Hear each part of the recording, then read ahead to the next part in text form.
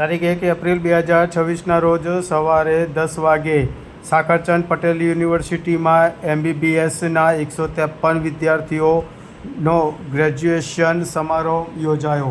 તબીબોને shortcut ટાળી સેવાભાવ રાખવા કરાઈ સલાહ. વિસનગર સાકરચંદ પટેલ યુનિવર્સિટી સંચાલિત Nootan medical college and research centre ખાતે 2020-21ની બીજી બેચના MBBS વિદ્યાર્થીઓનો ગ્રેજ્યુએશન સમારોહ યોજાયો હતો. આ કાર્યક્રમમાં કુલ 153 વિદ્યાર્થીઓને મેડિકલની ડિગ્રી એનાયત કરવામાં આવી હતી. સાકરચંદ પટેલ યુનિવર્સિટી સંચાલિત Nootan medical college and research સેન્ટરની આજે દ્વિતીય મેડિકલ બેચની ગ્રેજ્યુએશન સેરેમનીનું આયોજન થયું હતું.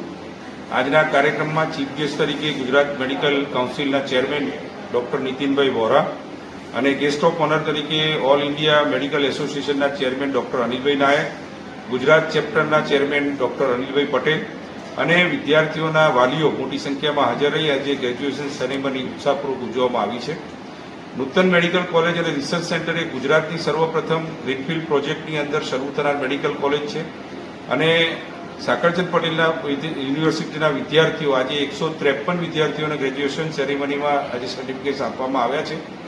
આ વિદ્યાર્થીઓ એ હવે ડૉક્ટર્સ છે અને ગુજરાતના એક નામાંકિત ડૉક્ટર તરીકે, ભારત દેશના એક નામાંકિત ડૉક્ટર તરીકે પોતાની સેવાઓ દેશને સમર્પિત કરે અને દેશના એક સાચા નાગરિક તરીકે પોતાની ડૉક્ટર તરીકેની ફરજ નિભાવે એ માટેના એથિકલ સંસ્કાર સાથે શિક્ષણ એ નૂતન મેડિકલ કોલેજની અંદર અમે એમને આપેલું છે. આજે દેશની અંદર ઘણા બધા નવા ઇનોવેશન્સ હેલ્થકેર સેન્ટરમાં થઈ રહ્યા છે.